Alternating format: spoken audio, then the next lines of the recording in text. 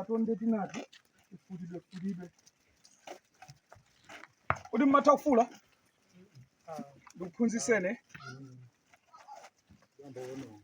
malezera muli nawo paye tifula atonde nake kandi awiri atatu ndikuphunzisene mete mafula. Okay, chilungamo cha ulimi wa mbuzi is a long term business. Sungayembekezere kuti uyamba ulimi wa mbuzi chaka chomwecho ndikuyamba kukolola. Mbuzi is a long term investment.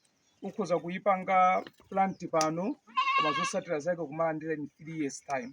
So kwa amene mufuna kulowa mu business ya ulimi, just make sure kuti muliso ndi china chake chomachita ncholinga kuti chikhoza kumapanga balance up zofunika pa farm ngati medication, anthu kuthandizirani ntchito komanso zinthu zina za emergency zomwe zimatha kubwera.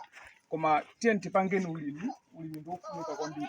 Lero tili ku famu ya Piasso pano. Famu ino tangoyisegula kumene tangochosa ziweto kumene zinali zina zazibweresa kuti kuno mutenga nthawi bwa mwezi umodzi. Yes, tikungotha mwezi. I think mwezi umodzi ndi 1 week ndimeta khalira kunoko. So kunoko kuli mbuzi zambiri zimene zili kuno ndi mamadas ndameti nawo kuno. Uyu mbuzi iyi uyu Gaddafi uyu chaita mbele kamera uyu Gaddafi uyu 100%. Hello, zina langa ndine Mafis Juma Mwasiyambiri, mwini wake wa Mwasiyambiri Farms.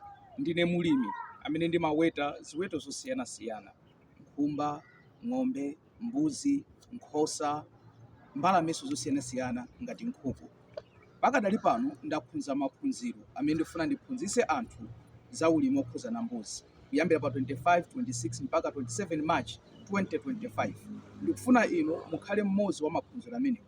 Kumeneku tikakhala kuphunzana zinthu zosiyana-siyana, kamangidwe kamakora, mene mungasamalire mbuzi zanu, zonse zokhuza na katemera, mene mungapangire ma silage zomwe zili zokudya za mbuzi zanu, komanso ana akabadwa mungasamale bwanji, nanga mbuzi zanu mungazipange chani ncholinga ziswa ana ochuluka awiri kapena atatu. Ndifuna ndikuyitaneni pakuti ulimi wa mbuzi ndi ulimi umodzi umene wopindula kwambiri. Mwa ine ulimi wa mbuzi ndi umodzi umene wandipindulira, chifukwa kuchoka mu ulimi wa mbuzi ndakwanisa kugula nyumba, ndakwanisanso kugula galimoto ya mtundu wa lori imene matitumikira pa farm pathu.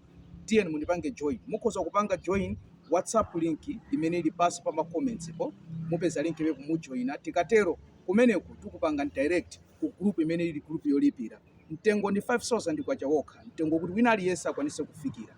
Tiyeni tisogoleni ndi ulimi. Zikomo.